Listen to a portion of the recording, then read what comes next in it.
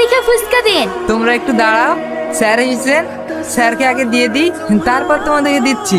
এইখানে স্যার কে? দেখতে পাচ্ছ না, ওখানে দাঁড়িয়ে আছে।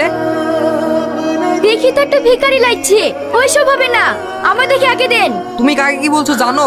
উনি হলেন সিঙ্গাপুরের সবথেকে বড় কোম্পানির মালিক, যার টাকা পয়সার কোনো শেষ নেই। আর তোমরা ওকে ভিখারি বলছো? এই, ও যদি এত বড় কোম্পানির মালিকই হবে, তাহলে ফুটপাতে দাঁড়িয়ে ফুচকা খাবে কেন?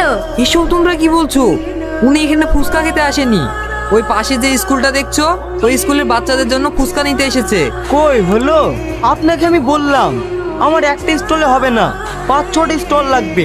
আমার আবার এদিকে মিটিং এর টাইম হয়ে যাচ্ছে। তুমি এক কাজ করো, ওনাকে টাকাটা দিয়ে যাও, বাচ্চাগুলো এসে খেয়ে যাবে। Okay sir. আর হ্যাঁ, আমার তরফ থেকে ওনাকে কিছু টিপস দিয়ে দিও। Excuse me sir. হ্যাঁ বলুন। স্যার, আমি না জেনে আপনাকে অনেক কিছু বলে ফেলেছি।